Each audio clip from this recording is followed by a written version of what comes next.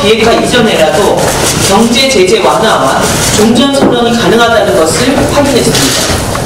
비핵화의 포괄적 로드맵을 합의한다면 미국의 상환 조치가 가능하리라는 점을 국무부 방문을 통해서 확인했습니다. 특히 우리 방문 시점에 막 북한과의 실무회담을 마치고 돌아온 비건 대표를 만나게 되었습니다. 비건 특사는 북미 관계가 난제가 많고 2차 협상 이후에도 협상을 지속해야 한다는 의지를 저희들에게 전했습니다. 그리고 70년간의 북미 간의 어려움을 극복하기 위해서 이러한 일들은 가치가 있는 일이라고 평가함으로써 북미 관계 개선을 위한 트럼프 행정부의 의지를 보여주었습니다. 비건과 engel 위원장 등 한국 정부, 비건과 engel 위원장 등은 한국 정부와 워싱턴과의 소통이 좋아졌고 워킹그룹이 효과를 보고 있다고 전하면서 한미 양국 간의 관계가 긍정적임을 확인시켜 주었습니다. 저도 남북관계 개선과 북미관계의 정상화가 배치되지 않는다는 점을 강조했습니다. 한 가지 한일관계에 대한 우려의 목소리가 있었습니다. 한일관계 정상화에 대한 우리 입장을 더 적극적으로 설명하고 외교활동을 벌일 필요를 절감했습니다. 우리의 원칙, 한일관계를 미래지향적으로 나아가기 위한 조건이 무엇인지 미국 조야에 충분히 전달한 것 또한 이번 방미의 성과라고 할 수 있습니다. 이번 방미 활동으로 우리 정치가 협력과 협치를 제대로 이루어내는 게 얼마나 중요한지를 또 한 번 깨닫게 되었습니다. 그러나 5당이 국내 정치의 정상화를 위해 어떤 노력을 기울일 것인지 방미 기간 동안 충분히 논의하지 못한 것은 매우 아쉬운 일입니다. 오늘부터 국회 정상화를 위해서 정의당이 더욱더 적극적으로 노력해 나갈 것입니다.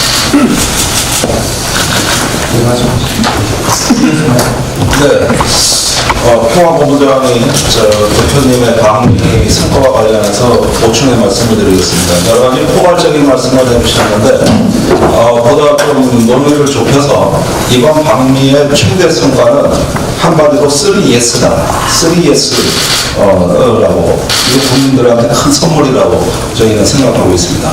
그 내용은 첫 번째로 27일부터 전개되는 북미 정상회담에서 포괄적인 북한 비핵화에 대한 로드맵이 합의될 가능성이 매우 높고 이것을 거의 저희는 확신하고 있습니다.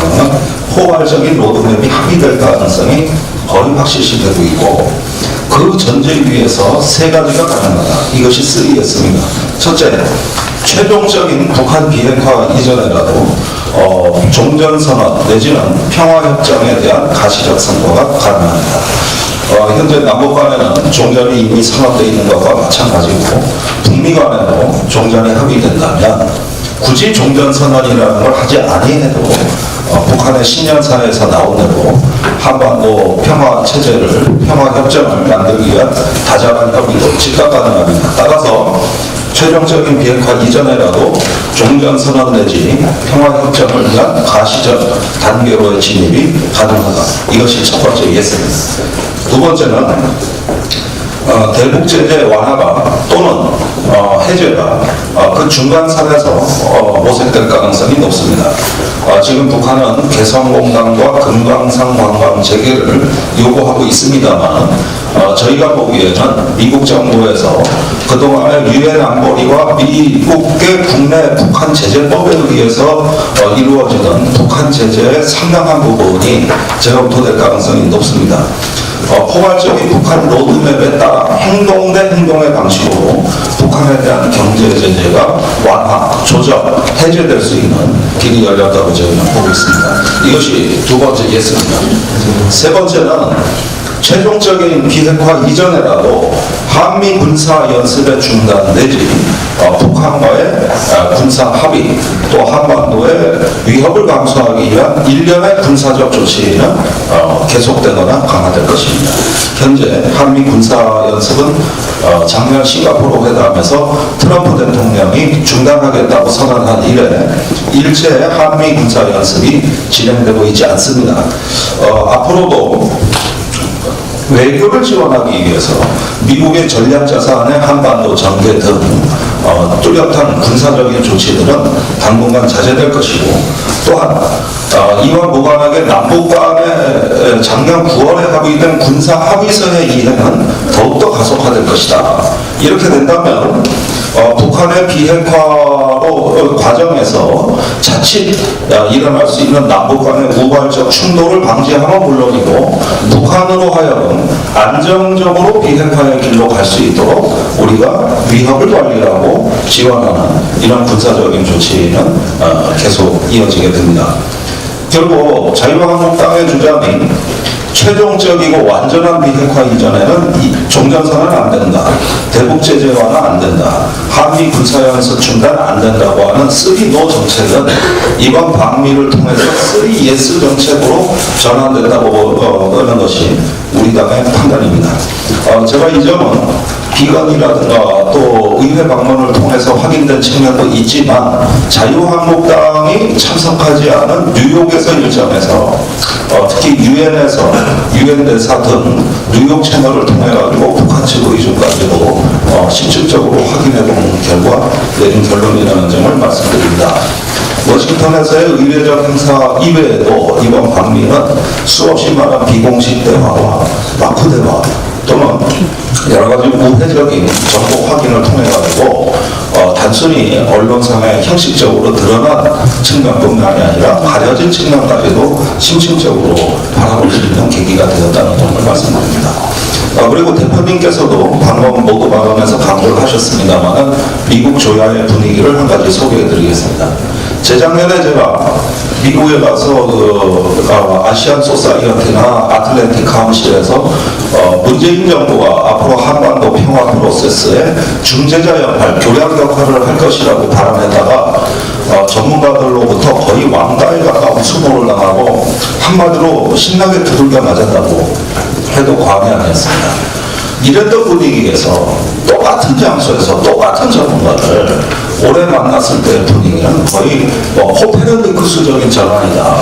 이제는 드디어 뭔가 되는가 보다 하는 반신반의하는 분위기까지 부정주의자는 최소한 회의주의자로 바꿔놓고 회의주의자는 기대하는 낙관주의자로 최소한 바뀌어 있었다. 그만큼 지난 2년간의 기나긴 한반도 평화의 여정에서 단순히 문재인 정부뿐만이 아니라 한반도 평화를 사랑하는 모든 사람들이 조금씩 쌓아오른 그 정상의 탑이 이제는 미국 조약으로 확산되고 있다는 것을 확실히 느낀다. 그런 점에서 저는 한때는 이상한 사람 취급받던 워싱턴에서의 이 방랑자가 이제는 그래도 뭔가 가슴 펴고 떳떳하게 얘기할 수 있었다는 저 자신만 하더라도 바로 한반도 평화가 진전된다는 것을 입증하는 하나의 존재론적인 입증이었다고 저는 개인적으로 생각하고 있습니다. 자, 그래서 어쨌든 지금의 이 분위기를 잘 살려서 우리 정의당이 이제 당 대표님이 평양과 워싱턴을 다 다녀오셨기 때문에 이제 하노이에서 활용점정 한반도 평화 또 포괄적 비핵화의 로드맵이 있다면 나머지 12가지 이상의 의제는 순탄하게 풀릴 것으로 저희는 확신하고 있다. 그래서 저는 국민들에게 이 3S 정책, 3S만큼은 이번에 확실한 선물이라는 점을 강조해서 말씀드립니다. 방미 활동에 대한 부분은 여기까지 하고요. 오늘 상무위 모두 발언 이어서 하도록 하겠습니다. 한국당 전당대회가 극우 집단의 망원회로 전락했습니다. 5.18 망원 당사자로 반성은커녕 망원을 자기 홍보 수단으로 삼기 시작했고 또 다른 최고위원 후보는 북한 등이 개입했다는 증거가 많다며 망원 대열에 합류했습니다. 마치 경쟁이라도 하듯 헌법과 민주주의를 부정하며 국민을 조롱하고 있습니다. 전당대회를 망원대회로 만든 책임은 전적으로 한국당 지도부에게 있습니다. 당규를 이유로 망원의원 2명의 징계를 유예하고 전당대회 출마자는 망원을 해도 좋다는 면죄부를 준 것입니다. 이미 한국당은 당규를 무시하고 황교안 전 총리의 전대 출마를 보장했지만 이번에는 당규를 이유로 망원 의원들의 징계를 미뤘습니다. 당규라는 것은 귀에 걸면 귀걸이, 코에 걸면 코걸이일 뿐인 핑계거리에 불과했습니다. 지난 8일 국회 공청회가 한국당 내 극우 집단의 지난 8일 국회 공청회가 한국당 내 극우 집단의 1차 난동이라면 이번 전당대회는 한국당 지도부가 판을 깔아준 2차 난동입니다. 한국당 지도부는 자금의 사태에 대해서 반드시 책임을 져야 할 것입니다. 이 문제를 정치적으로 이용하지 말라는 한국당 지도부에게 경고합니다. 한국당이야말로 소수 극우 집단과 태극기 부대의 한심을 사기 위해 해석과 다양성, 유공자 검증을 말하며 5.18을 정치적으로 악용하고 있습니다. 더구나 가짜 유공자를 가려내야 한다는 전당대회 출마자들의 말은 말이 아니라 흉기입니다. 이들의 말은 80년 공수부대의 대검처럼 피해자들의 가슴을 다시 한번 찌르고 있습니다. 한국당은 딴소리 말고 전당대회 출마자들의 이 잔인한 망언부터 중단시켜야 합니다. 점입 가경으로 현 지도부가 5.18 위원을 새로 추천하지 않고 버틴다면 더 이상 자정 능력이 없음을 인정하는 꼴이 된다는 것을 분명히 해줍니다. 그렇게 한다면 국민의힘으로 군부 독재 동조자들을 퇴출시키고 5.18 위원회 추천권을 박탈시켜야 할 것입니다. 자유한국당이 헌법 수호의 선서를 저버린 이들의 국회 퇴출을 거부한다면 한국당이 통째로 국민에 의해서 우리 정치에서 퇴출될 것입니다. 네. 방미 외교를 통해서 한반도 평화에 대한 희망을 심어준 김종대 본부장님의 모두 발언이 있었습니다. 그런데 정작 대한민국 국회에는 전혀 딴 방향으로 가고 있음을 말씀드리지 않을 수 없습니다. 안타까웁니다. 어제부로 1월 임시국회가 종료되었습니다. 강원랜드 등 공공기관 정비리 의혹, 체육계 성폭력 문제 등에 대한 서로 다른 입장만 확인한 채 문을 닫은 모습입니다. 무엇보다 국민적 영혼인 정치개혁은 제자리만 맴돌았습니다. 1월 임시국회가 아무 소득도 없이 끝난 것에 강한 유감을 표명합니다. 1월 국회가 빈손이었다는 사실은 역설적으로 2월 임시국회의 필요성과 중요성을 말합니다. 정치개혁도 국회가 할 일을 하지 않은 채 불로소득이나 챙길 수는 없습니다. 여당은 더욱 책임있는 자세로 2월 임시국회가 열릴 수 있도록 노력해야 합니다. 한국당과 협의가 잘 되지 않는다는 것은 핑계가 될 수 없습니다. 2월 국회 개회에 동의하는 모든 야당과 함께 2월 국회를 즉시 개최해야 합니다. 각종 국정조사, 청문회 등에도 보다 적극적으로 민주당이 나서줄 것을 주문합니다. 1월 임시국회가 빈손으로 끝난 것은 자유한국당에 가장 큰 책임이 있습니다. 아직 선거제도 개혁에 대한 당론도 정하지 못하고 5.18 진상규명조사위원 선정에도 취지에 반하는 위원을 추천한 것이 바로 한국당입니다. 심지어는 자당 의원들의 5.18 왜곡 망언으로 국민들의 공분을 일으키며 국회 위상마저 유린했습니다. 나경원 원내대표가 청와대 5.18 진상규명조사위원 재추천 요구를 거부한 것은 자유한국당이 아직도 진정한 반성의 기미를 보이지 않고 있음을 보여주고 있는 것입니다. 5.18에 대한 왜곡이 당론이 아니라면 진상규명조사 위원부터 합당한 재추천으로 진정성을 보여야 할 것입니다. 그렇지 않으면 추천권 자체를 반납해야 할 것입니다. 한국당이 선거제도 개혁에 대한 당론을 정하고 5.18에 대한 입장을 명확히 하지 않으면 또다시 2월 국회를 망치겠다는 의지로밖에 해석할 수 없습니다. 한국당의 태도 변화를 다시 한번 강력히 촉구합니다. 다른 위원 제주 제2공항과 관련해서 말씀드리겠습니다. 지난 14일에 제주 제2공항 국토부 주관의 주민설명회가 주민 반대로 무산되었습니다. 그간 제주도민들에게 신뢰를 주지 못한 국토부와 제주특별자치도의 행정이 당연한 결과라고 할 수 있습니다. 사업 사업의 사전 타당성 용역 최종 보고서에는 제주국제공항의 기상 여건에 따른 지형과 결함 분석이라는 제목의 자료가 딱 2페이지 들어가 있습니다. 그런데 지형과 결함 분석 자료가 날씨에 따른 현황이 아니라 항공기 연결과 정비, 여객 처리 등으로 구성되어 있을 뿐 바람이나 폭설, 안개 등 기상 원인별 현황은 찾아볼 수 없습니다. 국토부는 잘못된 자료를 실어놓고도 해석의 차이라며 변명으로 일관하고 있습니다. 게다가 제2공항 부지인 성산의 연평균 초속은 7.62m/s로 제주국제공항보다 약 41%나 강하고 윈드시어, 즉 난기류가 발생하는 비율도 21%나 많았습니다. 안전성이 훨씬 떨어진다는 것입니다. 지금 제주도는 반대하는 주민들과 찬성하는 주민들이 서로 반목하고 갈등하고 있습니다. 이런 주민들 사이의 갈등에 대한 책임은 전적으로 국토부와 제주특별자치도에 있습니다. 이번 주민설명회도 하루 전에 공지가 되었습니다. 주민들이 분노하는 것은 매우 당연합니다. 국토부는 주민들과 먼저 나서서 적극적으로 대화하십시오. 그리고 정말 제주에 2개의 공항이 필요한지 당사자인 도민들의 의견을 최우선으로 하여 처음부터 다시 검토해야 합니다. 원희룡 지사에게도 경고합니다. 원희룡 지사는 이미 국제영리병원과 관련하여 공론화위원회에서 본인의 의지와는 반대의 결과가 나오자 공론화 결과를 무시하고 사업을 강행하고 있습니다. 제1공항과 관련해서는 갈등은 부추겨놓고 국토부소관이라면 지금은 한 발 물러나 있습니다. 도민들의 목소리를 대변해야 할 본연의 의무를 다하시기 바랍니다. 네, 오늘 사실 방미 과정에 대해서 좀 기자분들 질문을 드렸다고 했는데 질문 있으신가요?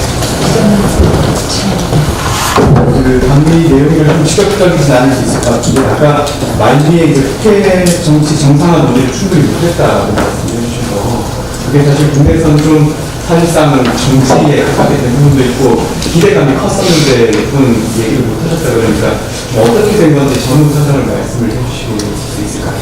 예, 뭐 비행기에서 보낸 시간을 빼고 5일간의 외교활동 기간이 있었는데요. 중간중간에 사실 5당 대표들이 한자리에 모여서 국회 정상화에 대한 여러 가지 논의를 하길 기대를 했습니다. 그런데 아시다시피 자유한국당이 별도의 방미 외교 활동을 더 추진을 하면서 공식적인 방문 일정 이외에 비공식적인 5당 대표가 한자리에 모여서 국내 현안을 논의할 수 있는 기회가 단 한 번도 없었습니다. 그 점을 매우 아쉽게 생각한다는 뜻을 아까 말씀드린 거고요. 나경원 원내대표가 없는 자리에서 사당 대표들이 함께 어쨌든 국회가 조속히 정상화돼야 되는 것은 사실이지만 이런 상황으로 계속 가서 2월 국회가 또다시 공존하다가 끝나고 또 3월 국회 소식 안 되고 뭐 이런 상황들이 계속될 수는 없지 않냐. 그래서 제가 좀 전격적으로 제안을 드렸던 것은 선거제도 개혁 관련해서는 시한이 있는 문제이고 또 사법개혁과 관련돼서도 지금 뭐 국민들의 여론은 매우 따가운데 국회에서는 이 문제가 한 발도 못 나가고 있다. 그리고 민생 현안 관련해서도 주요한 법안들이 처리가 돼야 되는데 이런 사법개혁, 민생개혁을 선거제 개혁과 묶어서 사당이 동의한다면 이것을 일단 패스트트랙으로 덜어놓고 그리고 자유한국당과 추후 논의를 하는 것이 어떻겠느냐라는 제안을 좀 드렸습니다. 더불어민주당에서도 선거제 개혁안에 대한 구체적인 그 내용들이 나오고 있기 때문에 이해찬 대표께서는 그런 방안들에 대해서 예를 들어서 선거제도를 20대 국회 안에서 반드시 통과시켜야 한다면 3월 안에는 패스트트랙을 걸어놔야 12월까지는 처리할 수 있다. 이런 생각을 가지고 있다라고 저한테 말씀을 하셨고 민주평화당은 애초부터 저희들하고 같은 의견을 갖고 있었고요. 바른미래당의 경우에는 김관영 원내대표가 그 자리에 참석을 했기 때문에 방미 일정이 끝나고 돌아가는 즉시 당 지도부들과 이 문제에 관해서 논의하겠다. 이렇게까지 서로 의견을 교환을 했습니다.